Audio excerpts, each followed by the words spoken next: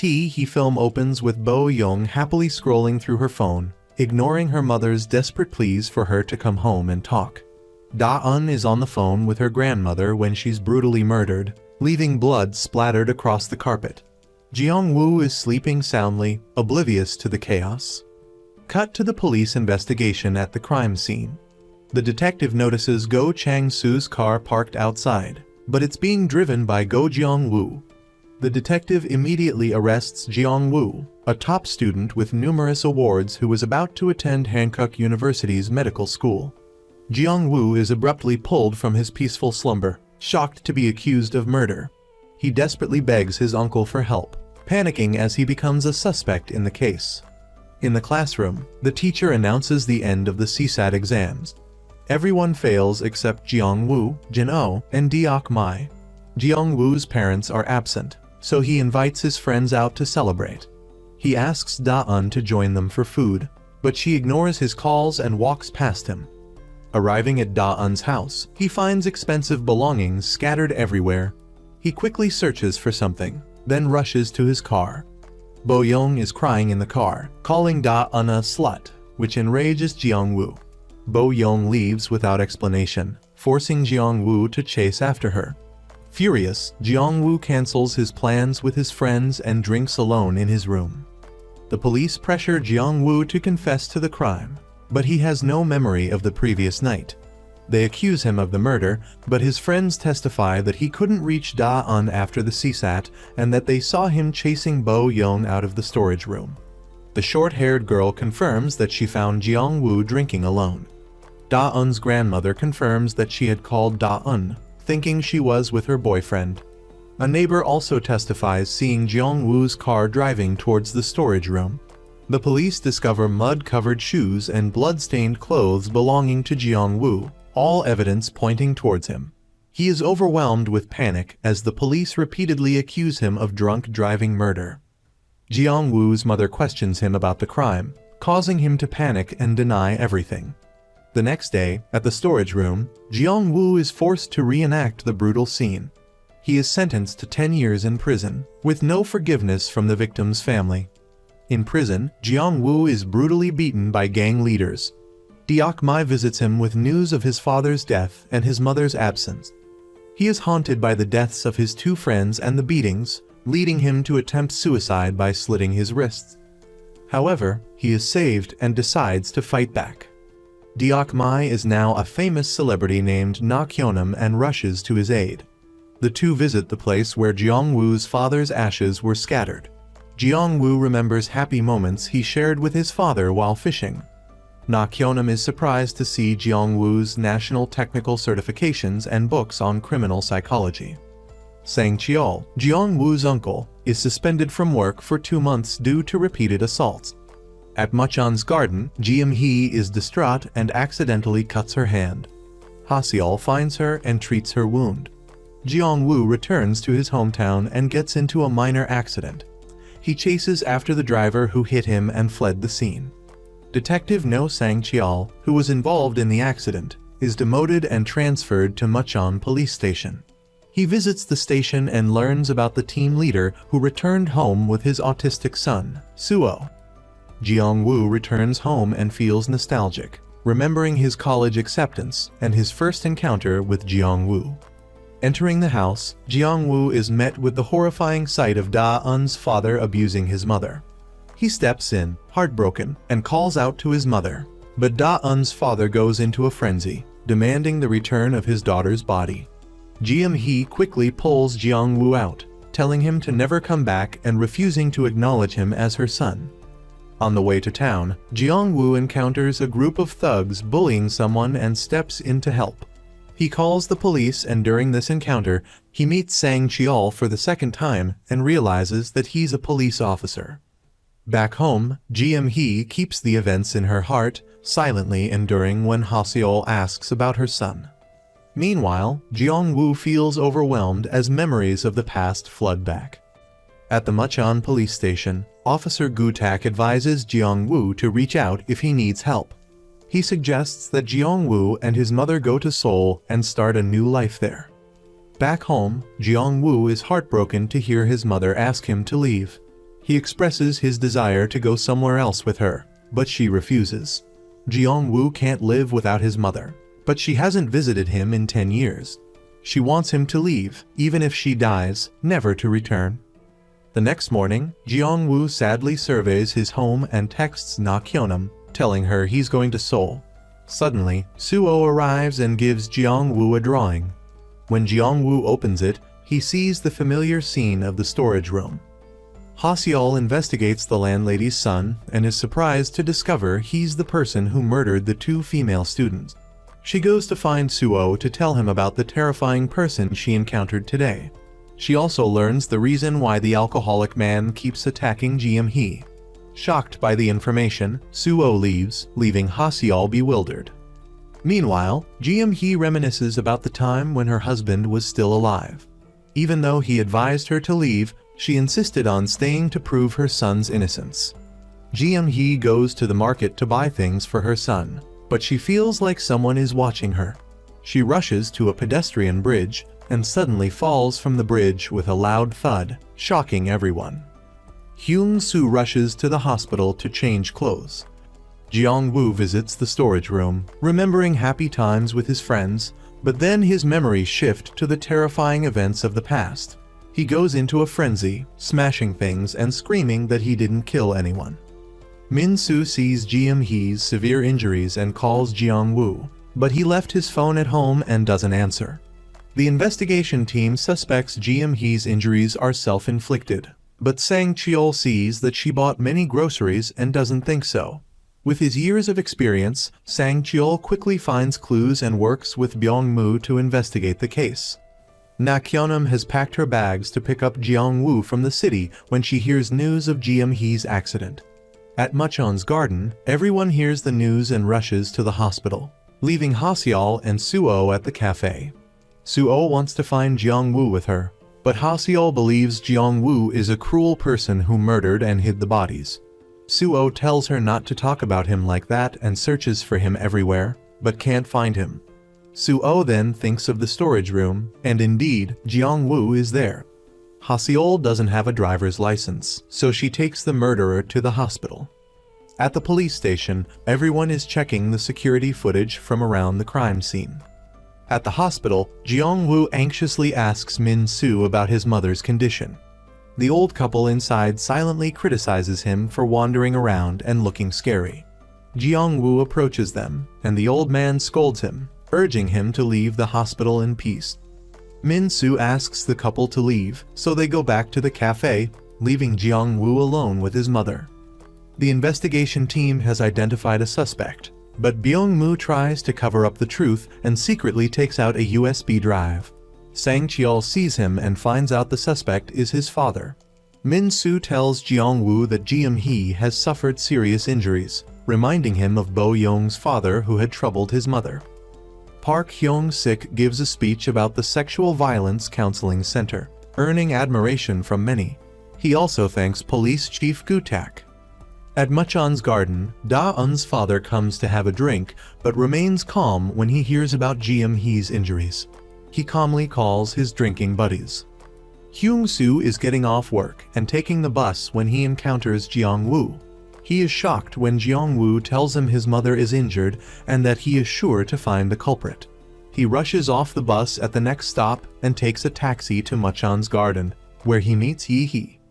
Inside, the woman is continuously surprised because she has never seen the man take a taxi before. Ha-seol notices mud on the man's shoes and tells Young-suk that everyone today seems strange, but she brushes it off. She says that because the man's son committed a terrible crime, no one cares about Jeong-hee. Ha-seol suddenly remembers Jeong-woo's appearance and says that this man doesn't look like the perpetrator. Meanwhile, the chief looks at the evidence and suspects Hyung-soo, his friend, of being the perpetrator. He reminds Hee-do to find more evidence. Na-kyunam tells Min-soo that she will do her best to help him save Jeong-hee. The police team is looking for the suspect, and Byung-moo directs everyone to Muchon's garden. There, Jeong-woo confronts the 2 drunk men who have been harassing his mother, who is innocent. He asks Da-eun's father where he was that morning, but he blames everything on Jeong-woo. Da-eun's father uses a wine bottle to hit Jeong-woo's head, but Jeong-woo doesn't give up and keeps asking where he was. Da-eun's parents see the police arriving and quickly leave. Byung-moo keeps asking his father where he was at 10:20 am that morning. The police take him to the station for questioning. Sang-cheol is interrogating the suspect when the chief calls and orders him to stop because the suspect is only a witness. Ha-seol mentions Jeong-woo, causing Suo to become angry and chase her away. Suo then flips over the drawing showing a person strangling someone. Sang-cheol looks through Jeong-woo's case files from years ago and realizes that he was a terrible person. He notices that Chief Gu-tak was the one who investigated that case and goes to his house. They meet in front of the chief's house, and Sang-cheol confronts Jeong-woo, accusing him of killing the two girls. But Jeong-woo doesn't respond. They continue their interaction until Gu-tak comes out. Inside, Jeong-woo meets Hyung-soo and asks him why he's there. Hyung-soo simply says that he saw Ji-hee fall from the bridge. As Jeong-woo leaves, he asks Sang-cheol if he's going to let this criminal get away with it. Sang-cheol says the investigation has been temporarily halted and tells him to come back tomorrow to pick up Ji-hee's clothes. Byung-moo asks his father if there is anything he hasn't told him. His father just wants to turn off the lights and go to sleep. Jeong-woo returns home, remembering happy memories with his parents and seeing the meal Na Kyonam cooked for him. Son owner takes his pet dog for a walk in a field. Suddenly, the dog runs into a drain and picks up a large bone. Jeong-woo and Gu-tak go to pick up Ji-hee's belongings. They talk affectionately until Jeong-woo asks about the progress of the search for the victims' bodies. Gu-tak stops the car. Jeong-woo asks about the investigation of the old case. Gu-tak says it will be difficult. Jeong-woo wants to get out and walk. Gu-tak gives him a thick envelope. At the police station, Sang-cheol asks Byung-moo about his terrifying friend. Later, everyone goes out to eat and encounters Jeong-woo. Hee-do scolds him and reminds him to live a righteous life. Jeong-woo goes to pick up his mother's belongings and looks at a family photo, tears welling up in his eyes. Jeong-woo goes to the cafe where his mother bought groceries, hoping to gather information, but he is chased away by the owner and hears gossip about him. On the pedestrian bridge, Sang-cheol silently studies this intriguing case. Jeong-woo sets out on his own to find clues about the person who hurt his mother. He feels like he's being followed. He enters a dead-end street and discovers it's Sang-cheol, the police officer. Intrigued by the criminal, Sang-cheol wants to have a drink with him. He mentions the old case and tells Jeong-woo to find his friend's body. Suddenly, Na Kyonam calls Jeong-woo, saying she needs him urgently, so he leaves. Suo goes down to the basement, takes the secret painting, and continues drawing in his room. At the hospital, Hyung-soo can't find Ji-hee and asks the nurse, who tells him she was moved to a different room. In the VIP ward, the chairman tells Kyon that she should have taken care of her mother sooner. Jeong-woo arrives and introduces himself as Ji-hee's son. The chairman is surprised. He calls Kyon to talk privately, making sure she only helps her friend in times of need. Suo sees Ha-seol arriving and hides the secret painting. She wants to invite him hiking because she has a day off work. Although she mentions the beauty of nature and brings drawing supplies, Suo still immediately declines. She goes hiking alone to heal after her hospital internship. Jeong-woo finds Hyung-soo sneaking around outside his mother's room and asks him what he saw when his mother had the accident. Hyung-soo doesn't answer, pushes Jeong-woo away, and leaves. Jeong-woo chases after him, but Hyung-soo only begs him to leave. Ha-seol is playing with son owner's dog when she sees a strange bone. She asks him about it and takes a picture. Sang-cheol follows a clue and learns that Yi-hee had been watching the victim and made a call. Hyung-soo makes an appointment to meet his friend at home to talk about something. Jeong-woo goes to Bo-young's old house, reminiscing about past memories. He sees Hyung-soo there and suspects something. Two police officers pretend to buy insurance from Yi-hee to lure her into using her phone and checking her call history. Sang-cheol sees that she contacted her husband and uses an excuse to leave. Hyung-soo meets his friend and asks why Dong-min pushed Ji-hee, especially since the murderer was going to be released in one day. Dong-min denies it but packs his clothes after everyone leaves. At the police station, Sang-cheol only has one clue about Dong-min's route to find the culprit. Jeong-woo sees Dong-min sneaking around and follows him, finding him burying the clothes he wore that day. Jeong-woo tells him to take his revenge on him instead of Ji-hee. Just as Dong-min is about to act, the police arrive and arrest him. The chief hears that the culprit in the bridge incident has been found, and it's his friend. Outside, Hyung-soo sees Jeong-woo off. Ha-seol brings a large bone and says she's sure it's human bone found in the village. Jeong-woo asks her to take it to the place where it was found.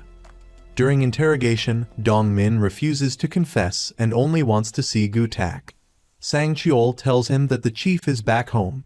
When the suspect calls out to the chief, he helplessly goes home. Sang-cheol brings some bait and alcohol to Dong-min. In Chinsu village, Jeong-woo follows the drainage pipe to find his two friends.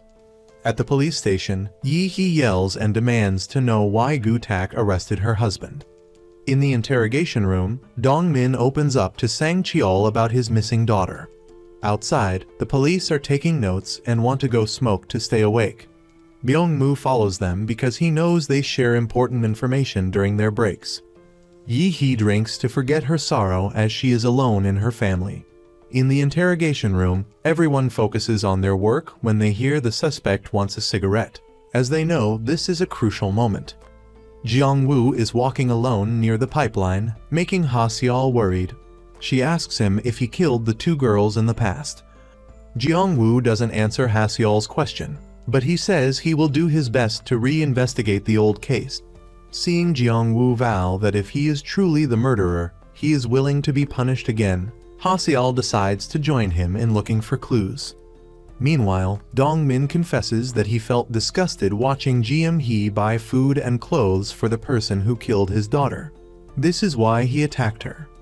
Jeong-woo finds a pile of bones and Bo-young's ID tag, leaving him heartbroken. He screams her name in pain. The police team is about to celebrate their successful capture and confession when Byung-moo receives a message from Ha-seol.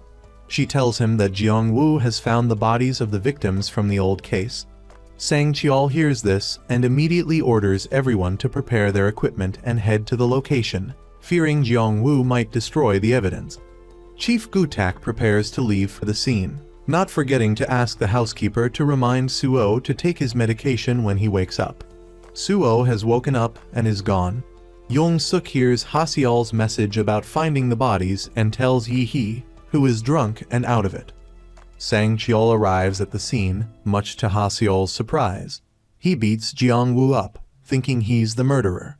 In despair, Jeong-woo begged Sang-cheol to find the name of the killer who had murdered his friend. The police arrived at the scene and took the male lead and witness, Ha-seol, back to the station for questioning.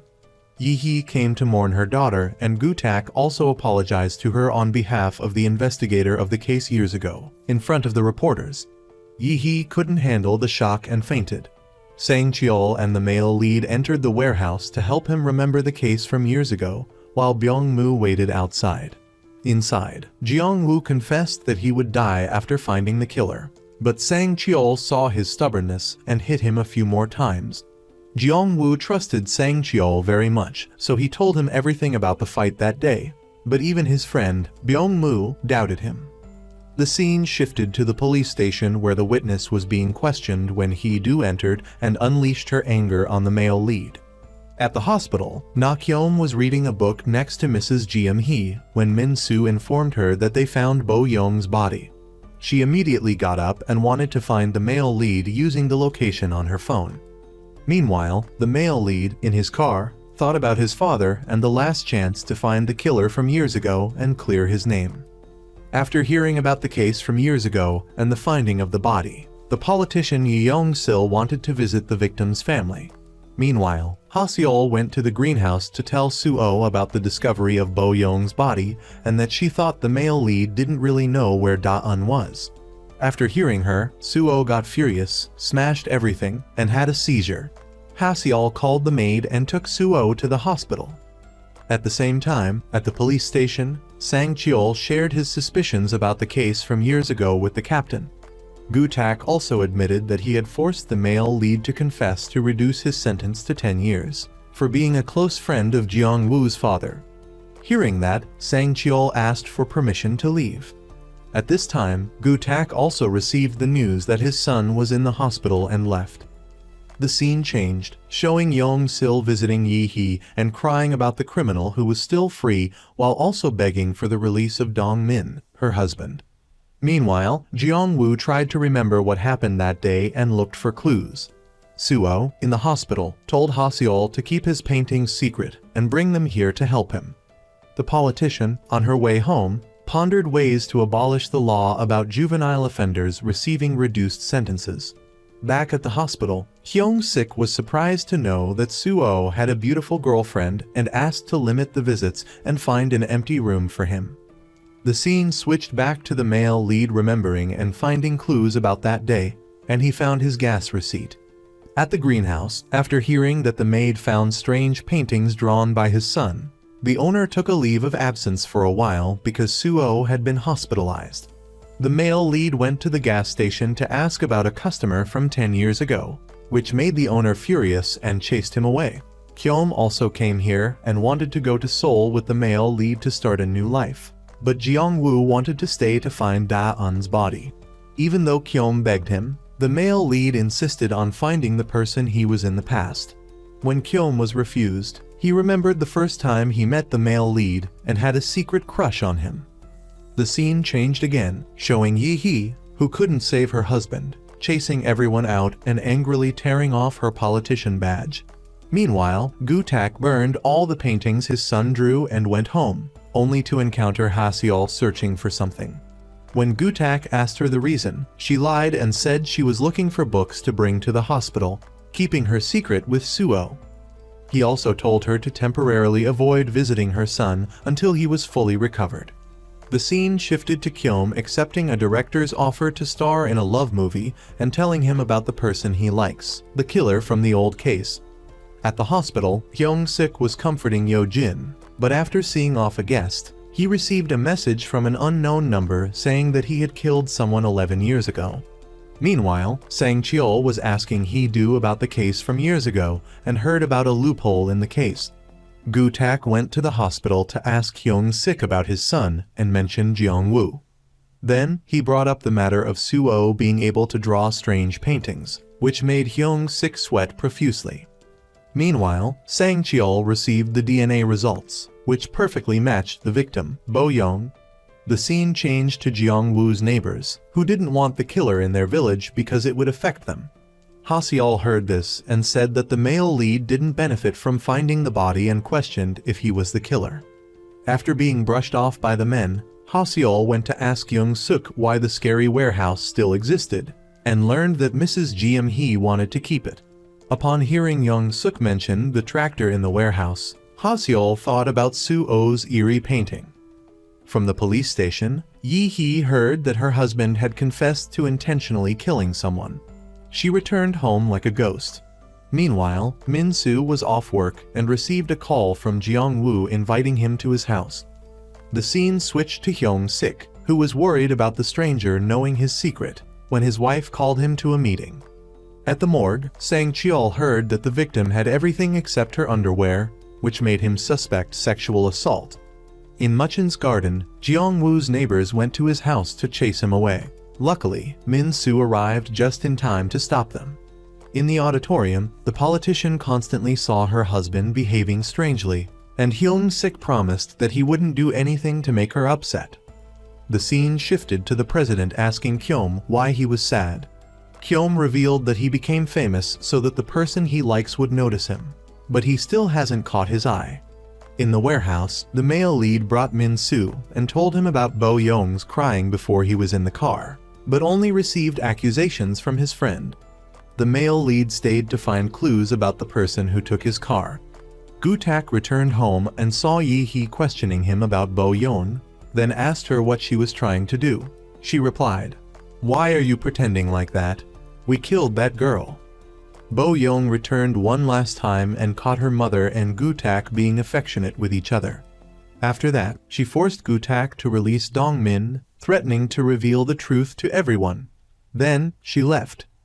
Meanwhile, Sang Cheol offered condolences to Byung-moo for having a friend who was a killer. Suddenly, he thought back to Jeong-woo's plea and asked Byung-moo how long it takes to drive from the warehouse to the school. Byung-moo didn't answer, saying he hadn't sobered up yet.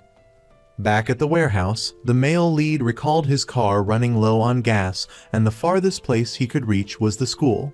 At the same time, Ha-seol was at home, thinking about Soo-oh's creepy painting and how he insisted that Jeong-woo didn't kill anyone, suggesting that he might be a witness to the old case. At the police station, Sang Cheol reviewed the witnesses' testimonies and discovered that the timelines of the two cases overlapped, confirming that Jeong-woo couldn't have done it alone. The scene shifted to the male lead calling a taxi to the old school and calculating how long the killer might have had to act.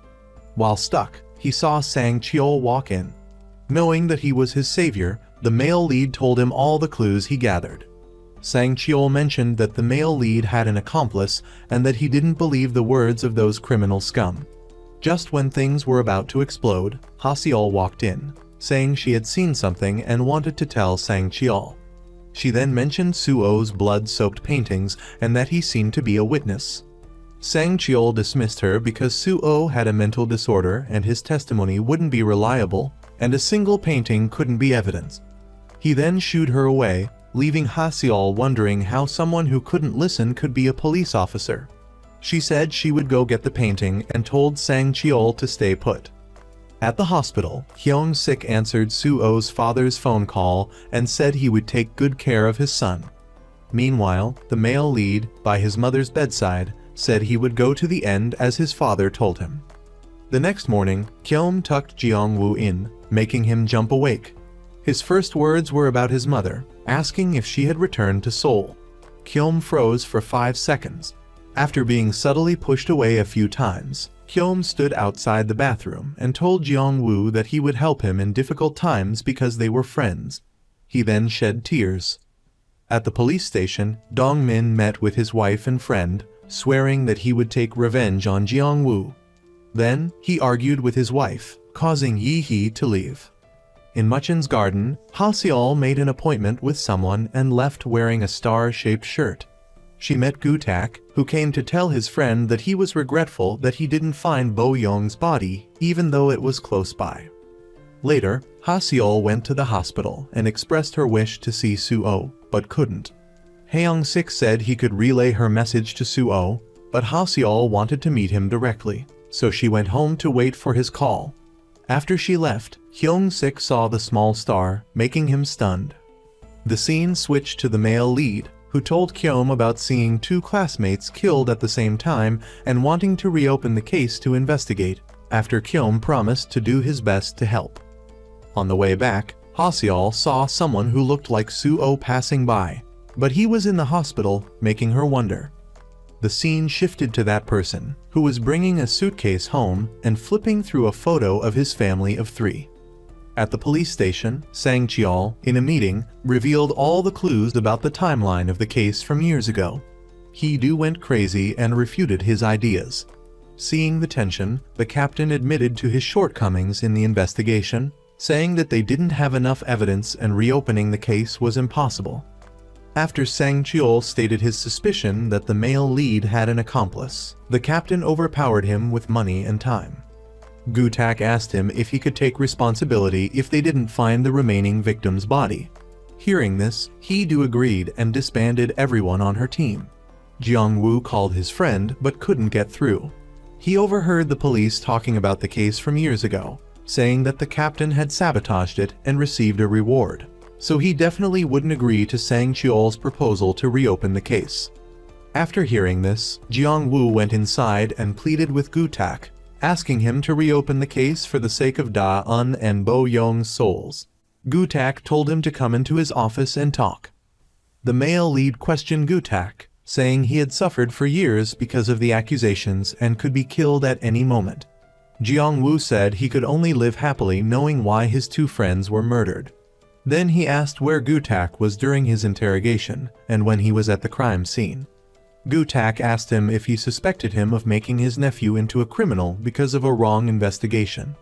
Jiang-woo said no, and Gutak repeatedly questioned him if he thought the police were conspiring to make Jiang-woo into a criminal. He reminded him that serving his sentence didn't mean his crime was erased. Hearing Gutak say that he would do anything to help him, as a close friend of his father, Jiang-woo became disappointed and left. Later, he received a message saying that it was the final warning and demanding he release Dong-min. Meanwhile, Sang Cheol heard his colleague refuse to investigate the case because the police chief was against it. Then he received a call from his father-in-law, who told him not to attend his wife's memorial service, adding to his sorrow.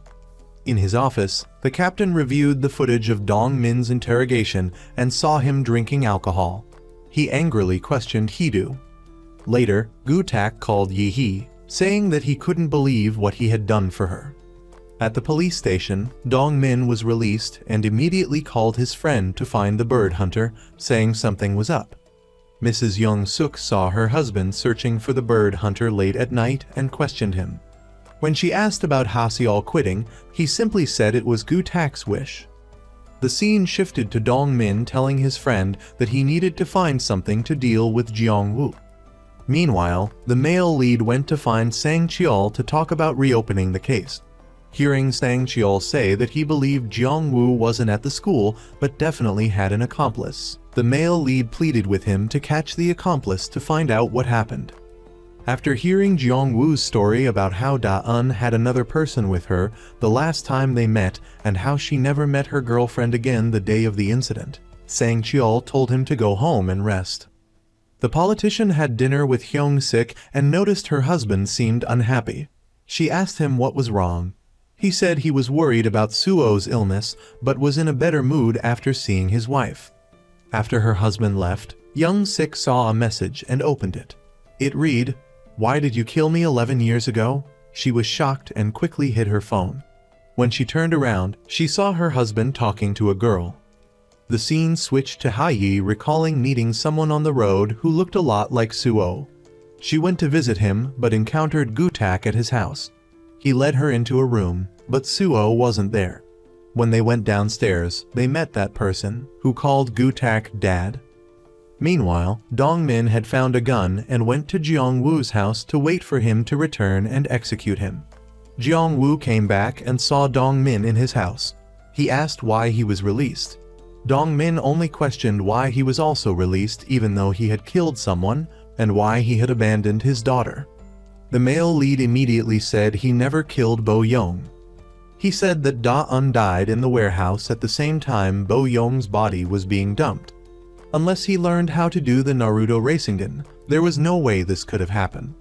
Then, Jiang-woo asked the person in front of him what he had done that day. Bo-young had a difficult life and was always afraid of her father. Dong-min felt suspicious and trembled, aiming the gun at Jiang-woo. Sang Cheol just arrived and heard the gunshot inside the house. It turned out that Dong-min didn't have the courage and had a bit of faith in Jiang-woo, so he didn't shoot him. Hearing Sang Cheol approaching, Dong-min hit Jiang-woo with the gun butt and ran away as fast as he could. After bandaging Jiang-woo's wound, the police officer blamed him for being so reckless. After a moment of deliberation, Sang Cheol decided to stay there. Even though he was a criminal, Jiang-woo's life was in danger, and the police officer couldn't just leave him. Jiang-woo could only helplessly allow Sang Cheol to do what he wanted. Meanwhile, Ha-seol met Suo's older brother and had to admire how similar they looked. As she left, Gutak asked Jin-oh why he was back.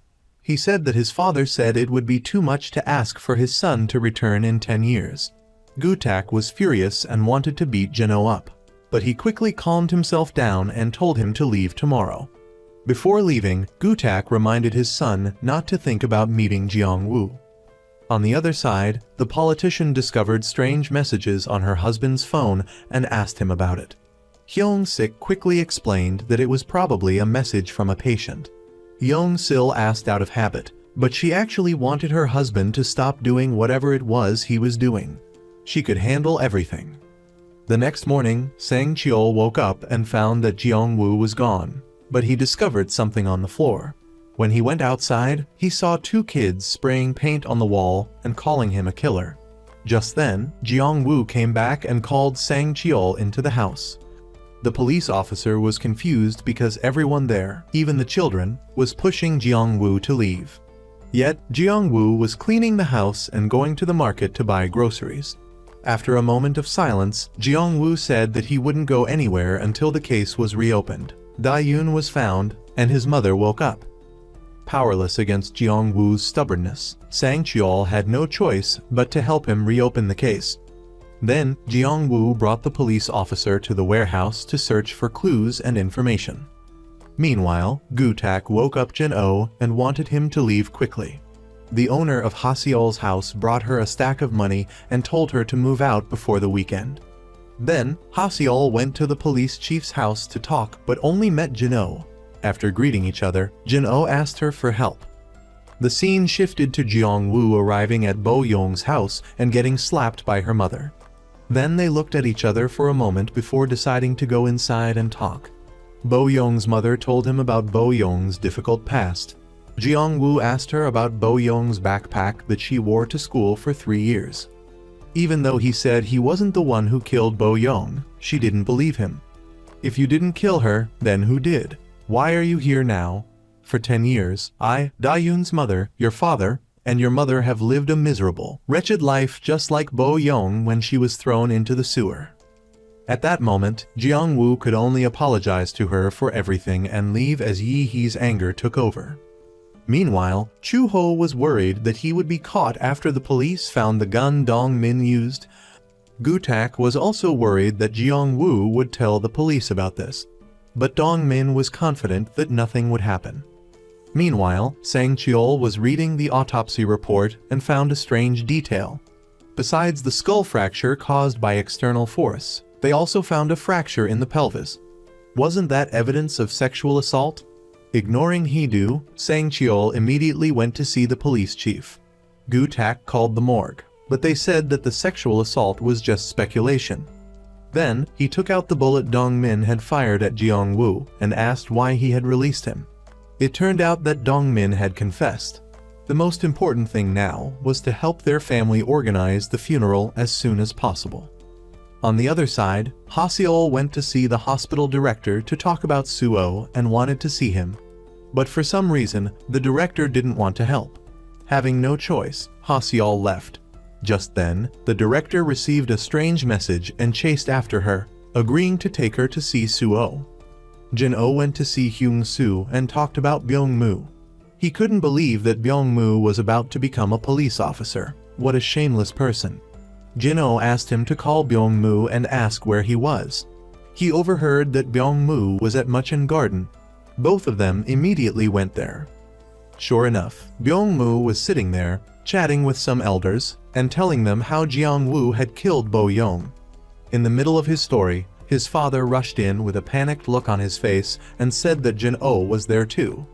Those who saw Jin-oh looked worried and afraid, as if they were afraid that he would reveal some secret. Luckily, he was drunk and just mumbled some nonsense before leaving. At the same time, Jeong Woo went to see the police chief to talk about the case from years ago. The police chief presented some evidence and shifted the blame to Jeong Woo, including photos of the wrench and the muddy, bloody shoes from the victim that night. But Jeong Woo argued that he had thrown those shoes away before the incident. Jeong Woo then mentioned the police chief's 2 sons and asked where they were that night, but he was immediately kicked out. Sure enough, Jin-oh was in the backyard, digging something up that looked important. He then immediately went to meet Jeong Woo. They went inside the house and talked for a while before Jin-oh suddenly knelt down and apologized to Jeong Woo.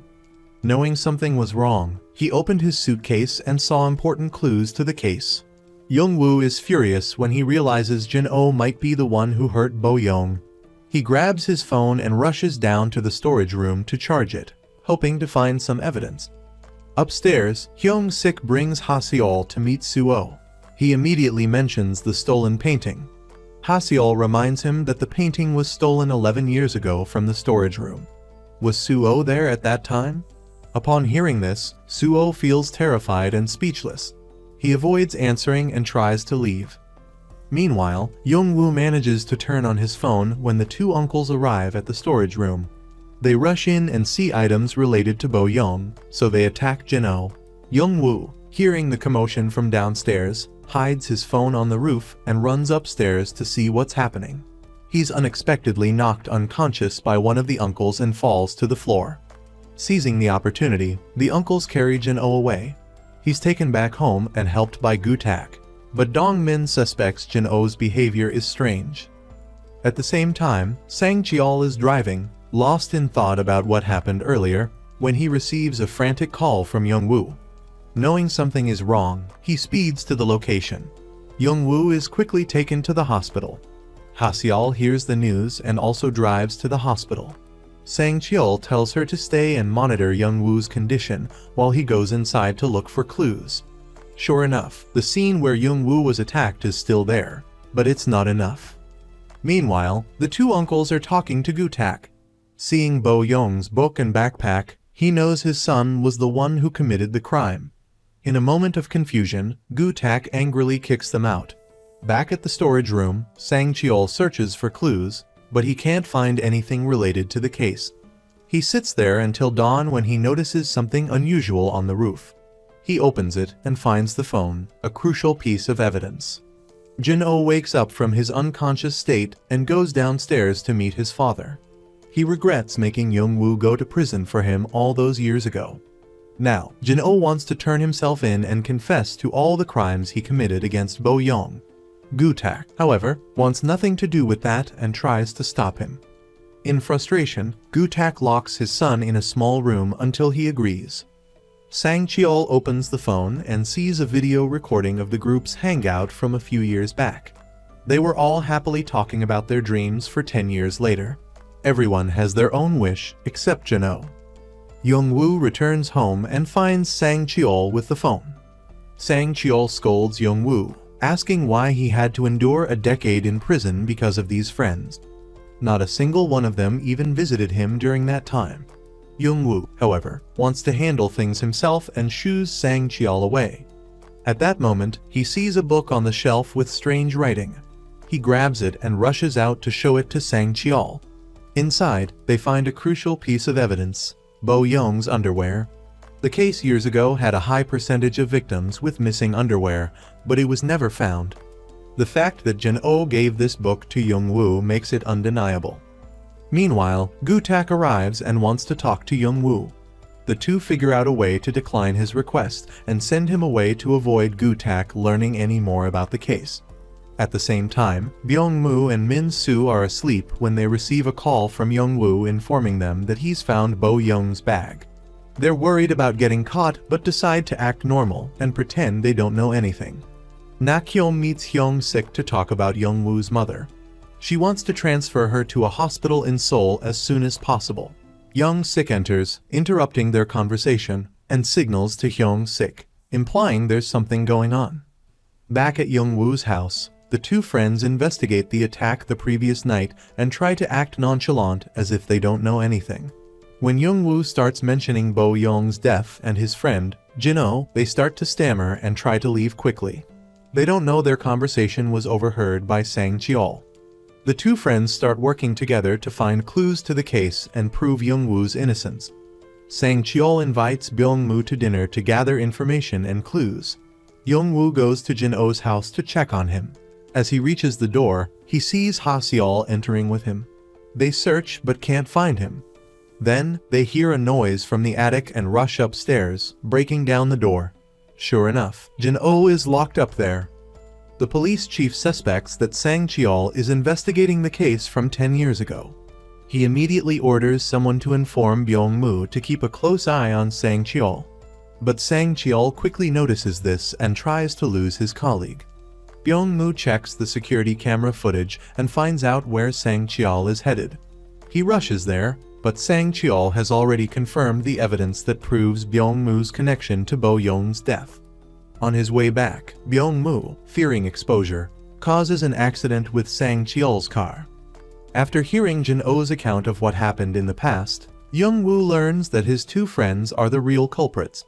He grabs a hammer and goes to the hospital to confront Min-soo. But Min-soo continues to deny everything and blames it all on Young-woo.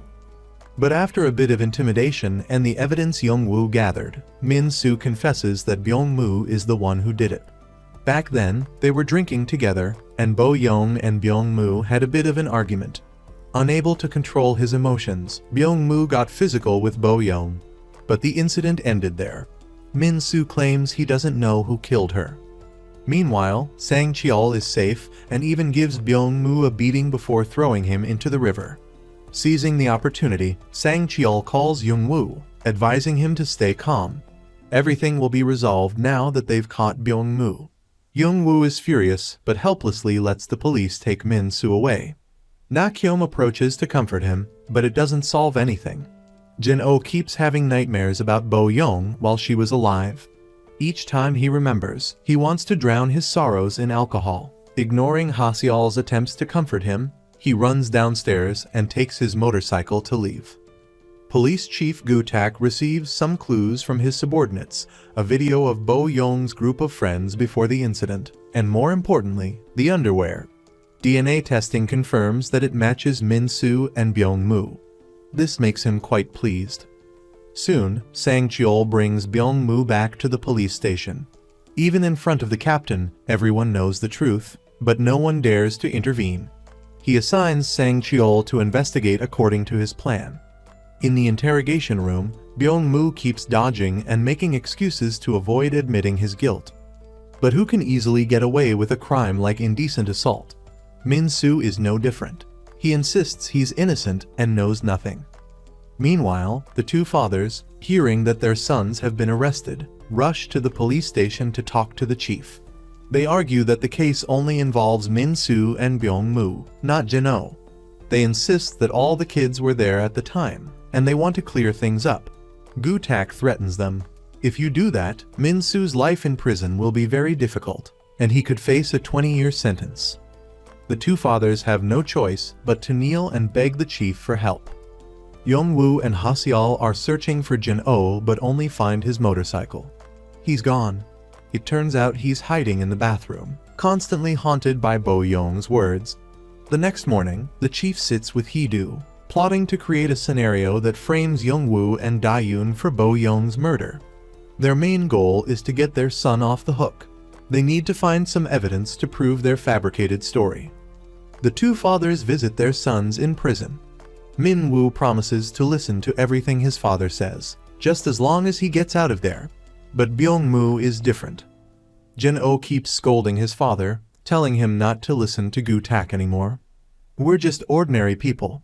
How can we possibly get the police chief to help us? Byung-moo is furious but can't do anything. Meanwhile, Gu-tak returns home only to find that his precious son has escaped from the room. Just then, he receives a call from Assemblyman Young-sik. Jin-oh is wandering the streets when he sees someone who looks very much like Bo-young. He runs to them and kneels down, begging for forgiveness. At that moment, Young-woo arrives and sees the scene. Jin-oh persuades him to take him to the police station to confess his crimes. To get justice for Bo-young, Young-woo takes him there. Sang-cheol is the one who interrogates Jin-oh about the incident. But Hee-do overhears and calls the police chief. He's busy meeting Assemblyman Young-sik and can't return, so he calls the two fathers to cause a commotion at the police station until Sang-cheol comes out. Young-woo hears the commotion and rushes out. He sees the two fathers and wants to fight, but he's in the police station, so he restrains himself. To help Young-woo get into the jail to see Byung-moo, the two fathers stage a scene where Sang-cheol is beaten up, resulting in Young-woo being temporarily detained for 2 hours. As soon as he enters the jail, Young-woo scolds Byung-moo for what he did to him and Bo-young. Byung-moo, in turn, blames it all on Young-woo, saying that if he hadn't been so rich, handsome, and good at sports, winning Bo-young's heart, none of this would have happened. He says he was just an obstacle and felt jealous, which is why he acted that way. Young-woo is helpless, but he can't punch him in the jail. He has to swallow his anger. Meanwhile, Sang-cheol returns to the interrogation room but finds Jin-oh gone. He knows Hee-do is up to something. It turns out Jin-oh was taken to a separate room to meet the chief. The chief continuously threatens his son, saying that if he keeps acting up and confesses to everything that happened in the past, his little brother Suo will have no one to take care of him. Since he's always loved his younger brother, Jin-oh has no choice but to obey. When he returns to the interrogation room, Sang-cheol asks about the case from years ago. Remembering his father's words, Jin-oh claims that he went home to get more alcohol, and when he returned, everyone was gone. There was only a puddle of blood and Bo Young's underwear left behind. Sang-cheol knows the chief has threatened him, but he's a subordinate and can only laugh it off. Young-woo learns that Jin-oh has been lying and seizes the opportunity as his temporary detention is over to meet him and ask what happened. Jin-oh refuses to talk and leaves. Young-woo chases after him, but he's hit by a car. Seeing this, Jin-oh is helpless. He calls his father and tells him that he's at the storage room. Knowing something is wrong, the father rushes there, only to find his son lifeless. Na-kyung visits Bo Young's parents to tell them that Min-soo and Byung-moo have been arrested for indecent assault and the cause of Bo Young's death. Hearing this, they're furious and immediately drive to Cho-do and Hyun-soo's house to confront them. The two men kneel down and beg for forgiveness, promising to pay a large sum of money as compensation. But Bo Young's parents don't care about material things anymore. They just want their daughter's murderer to be brought to justice. Ha-seol, hearing this, feels disgusted. Just then, she receives a call saying that Young-woo is in the hospital.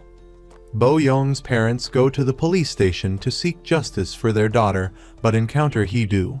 He claims that their daughter willingly had sexual relations with them, and that it wasn't rape committed by Min-soo and Byung-moo. He even blames Young-woo, calling him the murderer.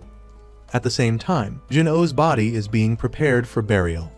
Gu-tak sees this and feels helpless. He drives back home and reads his son's suicide note. It says that Bo Young's death was entirely caused by Min-soo and Byung-moo, and Jin-oh had nothing to do with it. The police chief rushes to the jail to question Byung-moo about the incident from years ago. He says that when Jin-oh came back after getting more alcohol, he saw Bo Young brutally raped. Unable to bear the humiliation, she ran outside and fell, resulting in her death. Jin-oh tried to call for help, but Byung-moo stopped him. Back in reality, Gu-tak reads his son's letter and finds out that the chief knew about the incident all along but hid it. The next morning, Min-soo and Byung-moo are released due to lack of concrete evidence. Sang-cheol warns them to wait because they'll be back soon. From that day onwards, he continues to search for clues from past cases to find evidence to charge the two villains. Young-woo, after regaining consciousness, calls Sang-cheol to ask about Jin-oh's whereabouts. Not wanting to affect Young-woo's current health, Sang-cheol doesn't reveal the truth until they meet. Then, he tells him that Jin-oh is dead. Min-soo and Byung-moo are arguing about whether to attend Jin-oh's funeral. One doesn't want anything to do with it anymore, while the other wants to pay his respects to their friend. They can't agree and end up fighting. At the same time, Young-sik and many others arrive at the funeral to pay their respects to Jin-oh. Afterwards, she goes to a private room to talk to the police chief. Young-sik suggests that there have been many recent cases related to Mucheon. She wonders if there's an unseen ghost haunting them. She recounts a story from 11 years ago when they were at a small restaurant, talking about things Gu-tak had seen but refused to report. He promised her he'd do anything for a promotion. Now, Gu-tak has to accompany her to a place in a few days. Meanwhile, Sang-cheol continues to work day and night trying to find clues that match the case. Young-woo helps him. They sit together, thinking hard about linking the timelines. Young-woo realizes that his three friends didn't know how to drive, but Bo Young's body was transported far away from the crime scene in a car. That's another question that needs to be investigated. The police chief calls Min-soo to the car and threatens him, saying that he needs to tell the truth so his parents can live in peace. However, he must admit that Byung-moo was the one who orchestrated everything. The next morning, Min-soo goes to Sang-cheol to confess. Bo Young's parents are arguing at home about their daughter. It turns out that Dong-min has been using Bo Young's death for his own gain. Her mother tries to stop him but is beaten. Meanwhile, Byung-moo returns home only to be arrested by many police officers for leading the rape ring.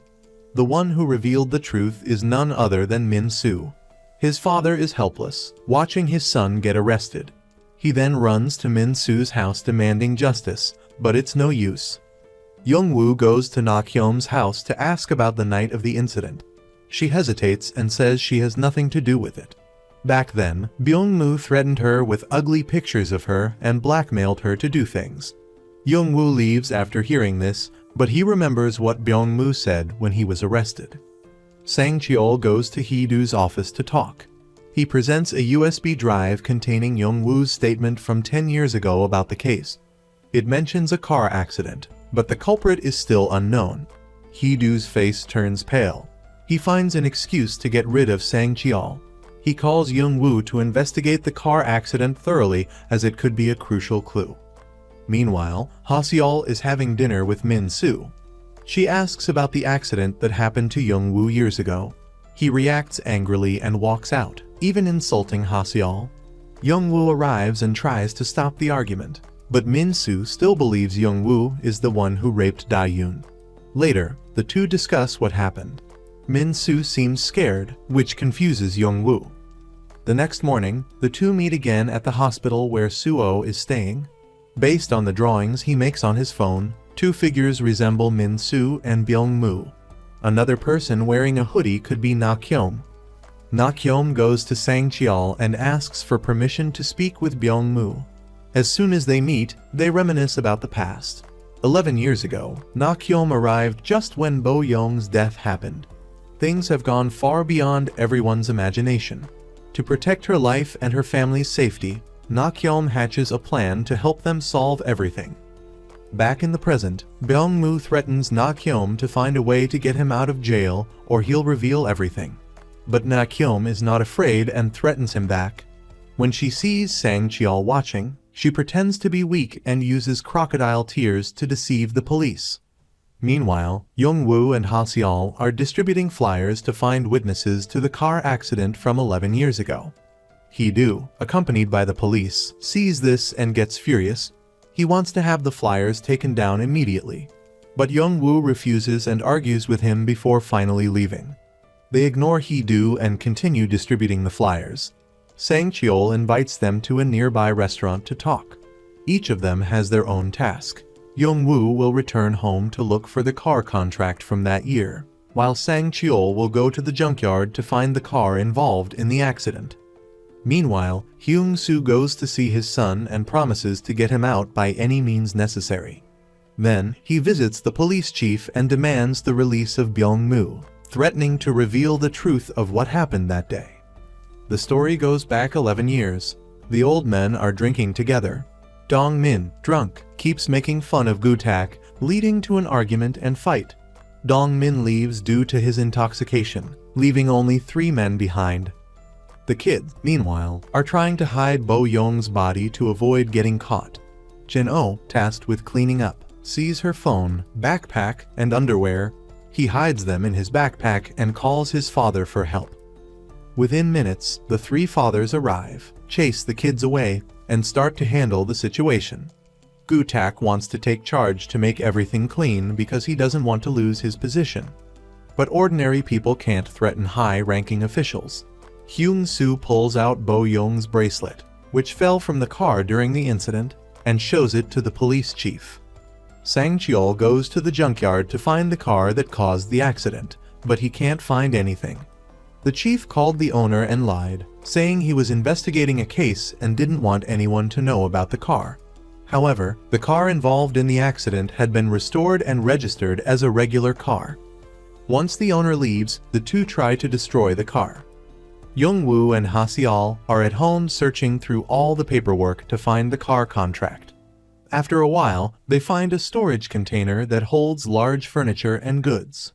Meanwhile, Dong-min rushes to the police station to find his wife. He knows about their affair but has been turning a blind eye. Cho-ho is there and tries to stop them from arguing. Yi-hee, hearing the commotion, runs downstairs. She claims she came to ensure her safety because he keeps beating her violently. The tension rises, but Bo-young's parents leave. leaving only Cho-ho and the police chief. Cho-ho demands that Gu-tak clear the names of Min-soo and Byung-moo, or he will reveal everything from 11 years ago. The police chief doesn't pay any attention to his words and enters his house. Young-woo finds the container with the car that caused the accident. Hee-do rushes to stop Young-woo. Seeing the car, Young-woo realizes it was in a serious accident. He looks directly at Hee-do and asks, "Why did you let the witness go?" Hee-do is flustered and yells, "There's no witness, you bastard, you caused the accident." Young-woo, fearless, insists on his innocence. Sang-cheol, standing beside him, can't ignore the situation and tries to stop the argument. The chief seems terrified but tries to act like he's fine. Just then, the crime scene investigation team arrives. Sang-cheol, unsure if the car can be used as evidence, calls them to check it. Hee-do is more scared than ever. He reminds Sang-cheol that the chief told him not to investigate Go Young-woo's hit-and-run case again. But he's currently investigating Yang Byung-moo's sexual assault case against Shin Min-soo. Maybe because the two cases happened on the same day, at the same time, and at the same location, the chief misunderstood, right? Meanwhile, Gu-tak receives news that Go Young-woo found the car. It's still in the same condition as when the accident happened. He's shocked and worried. The next morning, Hee-do discovers 2 shovels in the car, panics, and immediately calls the chief. Hee-hyo tells Hee-do to bring Sang-cheol back to headquarters, and he quickly calls the forensic science department head to discuss it. Later, Sang-cheol tells the chief his theories. He believes Young-woo wasn't involved in Sim Bo-young's case. He suspects Yang Byung-moo and Shin Min-soo. The department head is stunned and yells at Sang-cheol. The chief interrupts them. As Sang-cheol leaves, Gu-tak gives Hee-do some instructions, emphasizing the need to find witnesses to the case quickly. Young-woo visits Byung-moo, trying to have a heart-to-heart conversation. He's still arrogant despite being arrested. He doesn't admit to raping Bo-young and claims it was consensual. Young-woo is frustrated and leaves. Meanwhile, Sim Dong-min is doing something shady. Yi-hee appears and tells him to buy her some medicine. He forgets his wallet and returns, only to see Yi-hee packing her bags to leave. It turns out she has been enduring everything for 10 years because she believes Bo-young will come back. Dong-min watches her leave, his eyes filled with sadness and regret.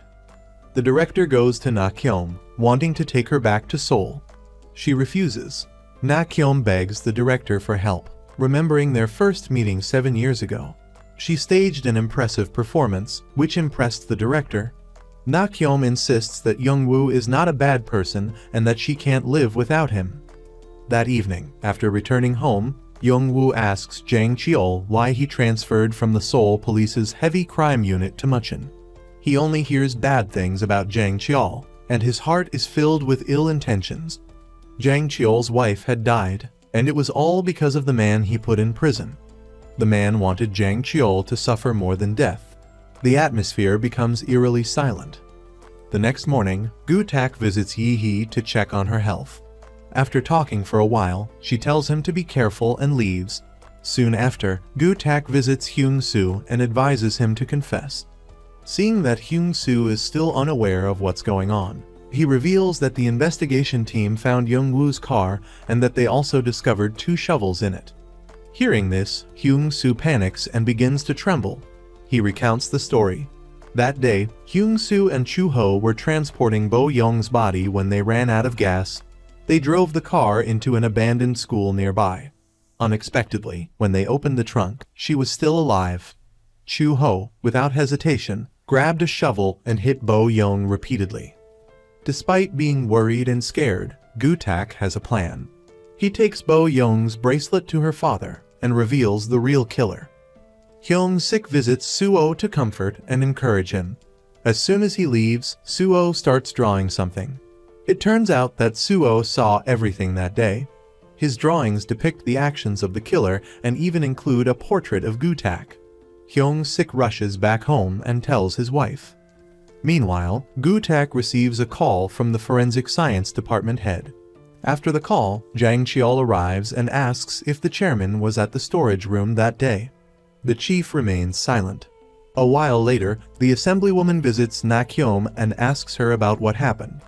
Nakyom tells her she witnessed everything that day and brought the wrench Hyung-sik used to commit the crime to his doorstep. The assemblywoman wonders why she didn't report it to the police. Nakyom simply says it was for Young-woo. She never thought Nakyom would have such a deep love. Meanwhile, Dong-min, like a madman, goes to Cho-ho's house and points a gun at him. He accuses him of what he did to his daughter. Ha-seol and Young-woo arrive to stop him. They think he's calmed down and won't shoot. But the gunshot rings out, shocking everyone. Just then, Sang-cheol doesn't make things difficult for Gu-tak and shows him the results of the fingerprint search. He reveals that it belongs to Cho-so. As soon as he finishes, they receive a report about a murder in Mucheon Garden. At the same time, Gu-tak receives a message that makes him smile slyly. Young-woo tries his best to save the uncle but can't. Later, the police arrive at the scene. Based on Ha-seol's account, they go to Dong-min's house. He's scared and quickly calls Gu-tak, asking him to enter the house alone. The two face each other and start talking. Gu-tak asks him why he did this to Cho-ho. He killed Bo-young. Gu-tak tries to comfort Dong-min, but he seems to have lost his mind. He points a gun at Gu-tak and demands that he tell the truth. Sang-cheol, meanwhile, successfully enters through the back door. Gu-tak calmly asks, "What did I do for you to treat me like this? Did I pay for Bo-young's tuition? Did I buy her a uniform when she started school? Did I take her on a field trip? Are you going crazy because I did all that for her instead of her father?" Hearing these words, Dong-min, as a father, becomes weak and falls to his knees, crying. Later, in the interrogation room, Sang-cheol asks Dong-min how he knew who killed his daughter. Hyung-soo said he was there and witnessed it. Cho-ho called all of us to Mucheon Garden. We were all there for a long time, so I couldn't suspect him. After Bo-young's death, Cho-ho, Hyung-soo, and Gu-tak went there to drink together. He tells Sang-cheol that Gu-tak couldn't get promoted because he was working with criminals, so they were always drinking together. Now, Dong-min has nothing left to say. He just wants Sang-cheol to add what he did to Gi-hee to his charges. In the prison cell, Hyung-soo and Byung-moo are talking. A while later, Byung-moo goes to Min-soo to talk. Back in the interrogation room, Sang-cheol hears a fascinating story from Hyung-soo, but he doesn't care. He asks who was at Mucheon Garden that night. Hyung-soo tries to hide the fact that Gu-tak was there. Hyung-soo tells him about that day's events. Sang-cheol is confused and doesn't know what to do next. Just then, Gu-tak enters, and Sang-cheol asks him where he was during the incident. The police chief says that former senior inspector Lee Yi-sik called him down to the city center. The next morning, Gu-tak stands in front of the camera, announcing the recent shooting. The perpetrator is Dong-min. He suspected his close friend of killing Bo-young's daughter, and took revenge after their argument. He admits that Young-woo was wrongly accused 11 years ago and apologizes to everyone. Meanwhile, Sang-cheol asks Jae-yeon to investigate whether the victim, Park Da-yoon, had any friends or relatives in Seoul. The assemblywoman, after thinking it over, decides to meet Gu-tak. She shows him the drawing that Suo made. Gu-tak doesn't seem worried. Unable to get a handle on the situation, they decide to work together to handle this. Gu-tak meets Hee-do and asks him to resign. He says, "Just do that, and I'll handle everything." Sang-cheol installs a tracking app on Young-woo's phone and tells him to always keep it with him. Once everything is done, Sang-cheol starts analyzing everything for Young-woo. The next day, Young-woo visits Cho-ho's grave and encounters the police chief. The two sit down and talk. Gu-tak feels remorseful for his past actions. The only thing he can say to Young-woo is that he'll do his best to find the real culprit. Once he finds the one responsible, he'll go to Young-woo's father and ask for forgiveness for himself and spend the rest of his life repaying the debt to Young-woo and his mother. Meanwhile, Sang-cheol meets Da-yoon's grandmother and plays a recording for her. No, it's a completely different voice. It's a deep, warm voice, like a teacher's voice. Hearing this, Sang-cheol immediately informs Young-woo. He suspects the person is older than Da-yoon, maybe an uncle. Suo is brought home and talks with his father. The images from the storage room appear in his mind. The next morning, Byung-moo is taken away for further investigation, making Hyun-soo anxious and restless. Meanwhile, Sang-cheol goes to see Hee-do and asks why he did this to Young-woo. Da-yoon's grandmother said that it was the voice of an older person. Hee-do stumbles, first blaming Young-woo, then saying Young-woo caused it. Sang-cheol angrily asks him who ordered him. Hee-do recalls that he didn't want to do this, but under Gu tax manipulation, he had no choice but to create false evidence to frame Young-woo. He thinks he's just a hard-working lab rat. However, he refuses to reveal the mastermind. Before leaving, he tells Sang-cheol to investigate carefully and feel free to arrest him whenever he wants. Sang-cheol screams in despair. When he gets out to his car, he finds a piece of paper in his bag, listing the timelines of each event from that year. Then, he receives a message from his friend saying that he has found Da-yoon's close friend. Young-woo goes to the hospital and runs into the director. The two sit down and talk. Young-woo says that in his 10 years in prison, the people he thought were true friends never visited him once. The only one who came was Na-kyung. She visited him during his time of suffering in prison, when his father passed away, and when he was released. She was the only one by his side. The director asks him if he loves her. No, she says, furious that Young-woo doesn't have feelings for her. At the police station, Young-woo meets Hyun-soo. He only apologizes to Young-woo and pleads for him to write a petition for Byung-moo's release. Faced with those pleas, Young-woo simply says, "I also had a father who loved me before turning and leaving." Young-woo returns home and looks at his father's portrait, filled with sadness. "Dad, they are no longer my friends. You know that, right? I miss you." In the evening, Sang-cheol is about to light a cigarette when he sees a girl being kidnapped. He chases after her, and after a while, he finally catches her. To his surprise, the girl is Da-yoon's friend, the one he's been looking for. He immediately asks her about the past. Meanwhile, the assemblywoman is annoyed that her plan to kidnap Da-yoon's friend failed and scolds her husband. Na-kyung, meanwhile, thinks back to her school days and thinks to herself that Young-woo needs to return to her, just like 10 years ago. Without hesitation, she calls Young-woo, saying she has evidence and tells him to come immediately. Young-woo remembers Byung-moo mentioning Deok Mai as the mastermind and a bunch of other related things, making him hesitate. However, he still goes to see Na-kyung and asks about the incident in the storage room that day. Of course, she knows everything because Na-kyung witnessed it all. Her heartfelt words are finally revealed. Na-kyung does everything to impress Young-woo, but unfortunately, he only has eyes for Da-yoon. Na-kyung is very sad and heartbroken.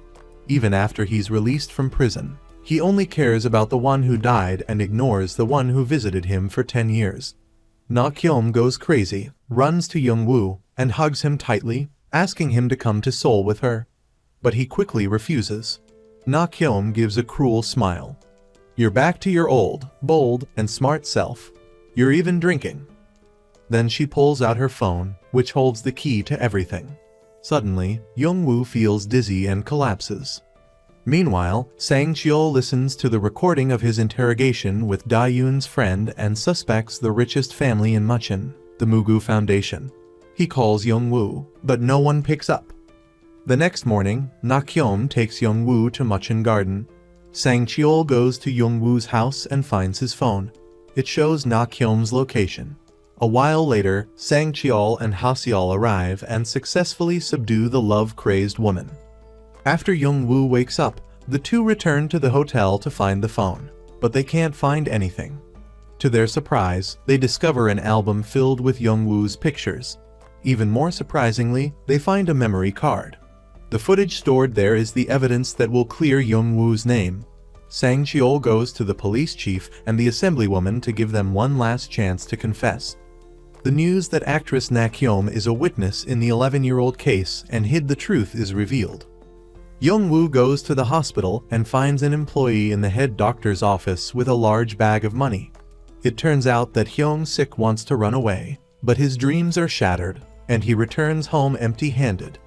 Later, Young-woo calls the head doctor, saying he wants to make a deal. Hyung-sik goes to the meeting point, But suddenly, a man in black appears and eliminates him quickly. Young-woo arrives but can't reach him on the phone. He sees a car filled with smoke and tries to break the door to wake the person inside. After a while, he manages to pull the person out, but there is no sign of life.